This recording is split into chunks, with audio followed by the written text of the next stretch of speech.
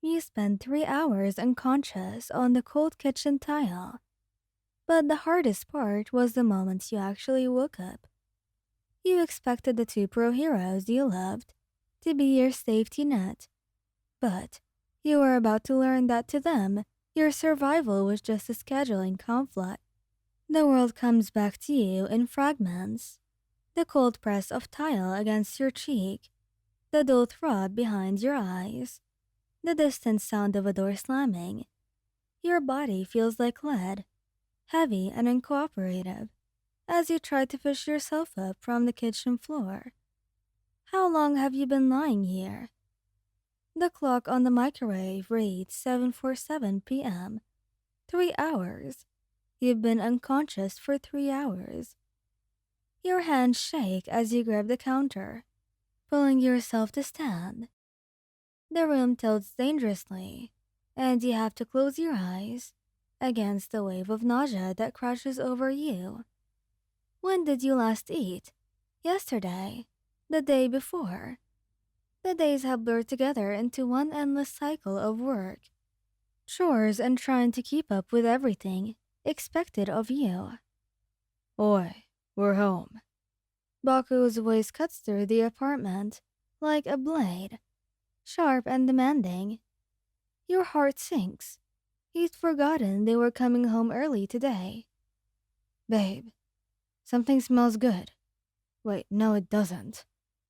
Kirishima's usually cheerful voice carries from the entryway, tinged with confusion. You force your legs to move, shuffling toward the living room, where you can hear them removing their shoes and hero gear. Your vision swims with each step, black spots dancing at the edges, but you push through. You have to explain. They'll understand once you tell them what happened. Bakugou appears first, still in his hero costume, minus the gauntlets. His red eyes immediately narrowing when he sees you. Though, why isn't dinner ready? Your voice comes out raspy, your throat dry. I'm sorry, we texted you 3 hours ago that we'd be home early. Kirishima interrupts, walking up behind Bakugo. His expression isn't angry, but there is clear disappointment etched across his features. You said you'd have something ready. I know, but something happened. Something happened. Bakugo's voice rises, caustic and biting. What? You forgot? Too busy scrolling through your phone to bother taking care of shit. That's not what... You reached out to steady yourself against the wall, your knees threatening to buckle. I passed out. I was in the kitchen and I just... Not this again. Bakugo cuts you off with a dismissive wave of his hand. You're always making excuses. Too tired, too stressed, too whatever the heck. The words hit you like a physical blow. You stare at him, trying to comprehend what you're hearing. Bakugo, I'm serious. I fainted. I was unconscious on the kitchen floor and I'm serious about being freaking hungry. He snaps back. We've been out there busting our asses all day, saving people, dealing with villains, and you can't even handle the simple shit we asked you to do. Kirishima sighs, running a hand through his red hair. Babe, come on. We're not asking for much here. Katsuki and I work really hard. And it would be nice to come home to a meal. That's like basic relationship stuff. Your mouth opens and closes. No sound coming out. They're not listening. They don't care.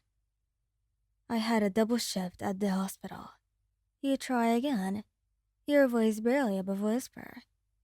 16 hours. I came home and tried to start cooking. But my body just gave out. Yeah, here we go.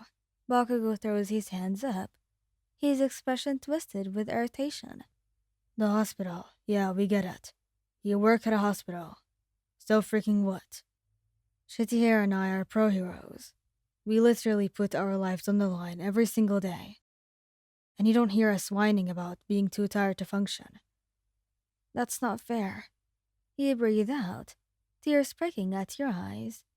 The room is spinning again, and you're not sure if it's from the exhaustion or the emotional whiplash of this conversation. What's not fair? Kirishima says, his voice taking on an edge you rarely hear, is that we came home excited to spend the evening with you, and instead, we're dealing with this. Again. Dealing with this?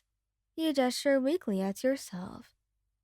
I'm sorry that my body shutting down is such an inconvenience to you. It is, when you use it as an excuse every time you drop the ball. Bakugou retorts. He's already heading toward the kitchen, probably to scavenge for something to eat. We've had this conversation millions of times. You need to manage your time better. Figure your shit out. You follow him on unsteady legs. I'm not making excuses. I legitimately lost consciousness. If you just let me explain. Explain what? He whirls around so fast that you nearly crash into him. That you couldn't be bothered to meal prep. That you didn't think ahead. That you're so disorganized that you can't handle basic adult responsibilities. Each word is a knife, precise and cruel. This is the man you love, one of the two people who are supposed to care about you most in the world. And he's looking at you like you're nothing more than a nuisance. Katsuki, maybe ease up a little bit, Kirishima says, but there is no real conviction in his voice. No, that could go to hell. I'm sick of walking on eggshells. We work our asses off, and the bare minimum we ask is to come home to a hot meal, and not to have to deal with drama. This isn't drama. I'm trying to tell you that I'm not okay, that I'm running on empty and I need... What is it that you need, Lion? Kirishima's question comes out sharp and impatient, because from where we're standing, it looks like you need to get to your priorities straight. We're not asking you to be a professional chef. Just be reliable. Be someone we can count on. The implication hangs in the air, poisonous and heavy. You're not reliable. You're not someone they can count on. I work 60-hour weeks. You say numbly, staring at both of them. I clean this apartment, do the laundry, handle the bills, grocery shopping, and somehow I'm still not doing enough.